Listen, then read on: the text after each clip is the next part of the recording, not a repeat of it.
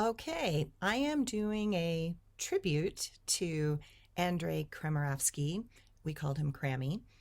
He was a Bolshoi principal dancer that became a teacher at the School of American Ballet in 1975-76 and died in 2019 at the age of 90. And so today I'm doing a tribute to him.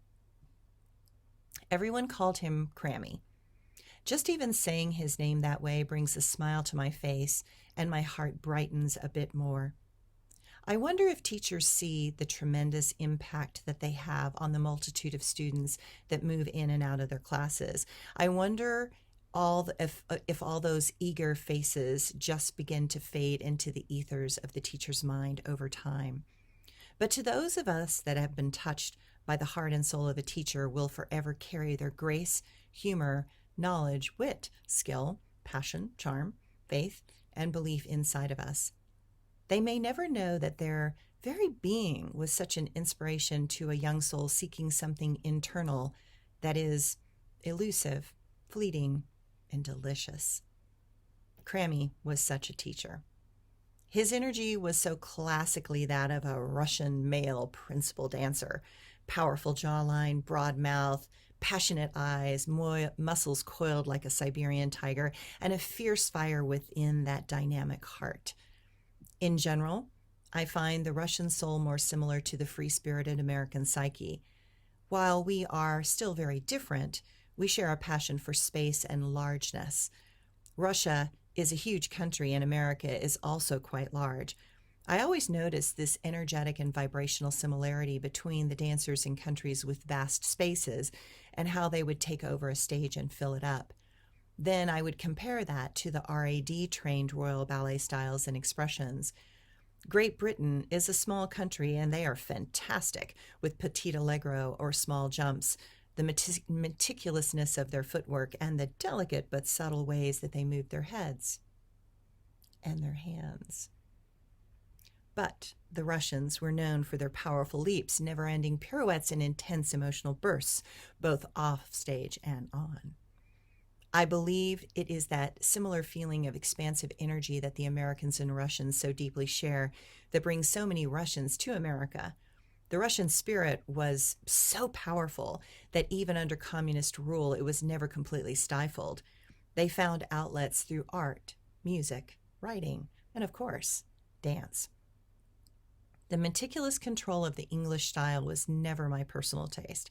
It felt like navigating all the particular rules of meeting the Queen. It felt constipated to me, and I found myself holding my breath, trying to keep things small and tight.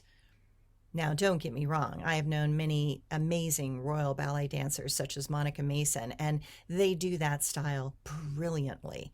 But for me, dance is an explosion of breath.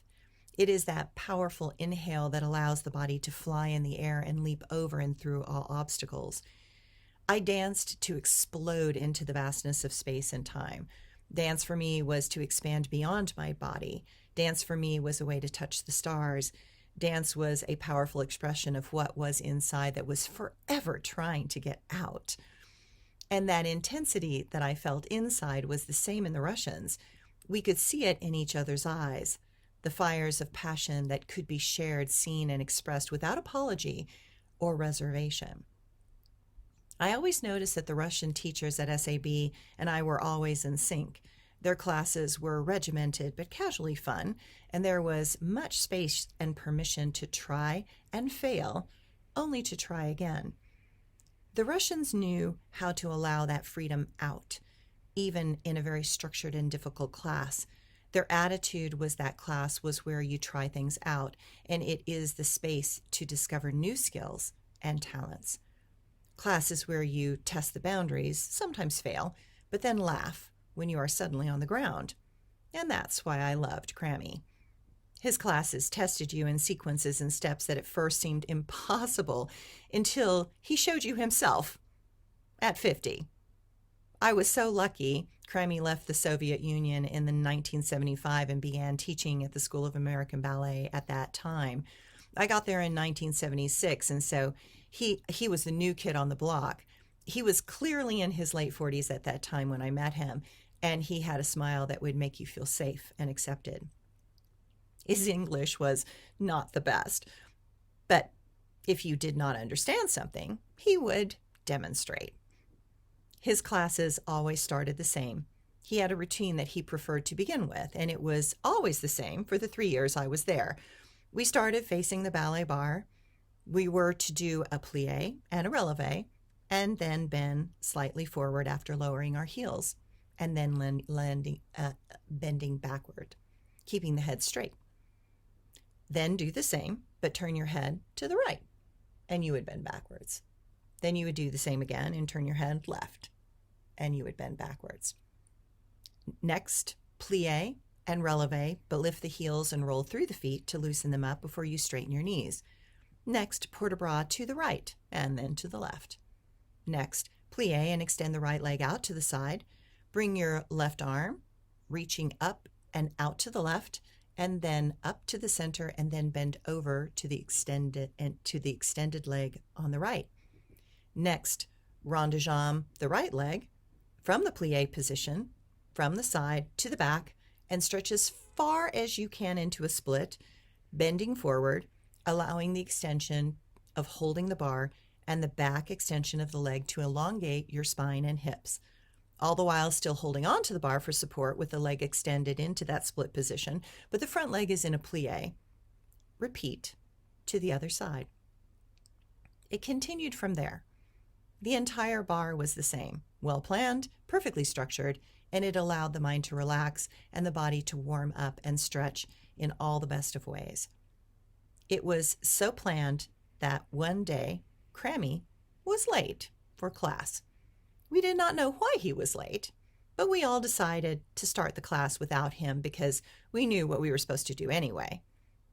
Honestly, I remember being the instigator, enrolling everyone to just begin and surprise him.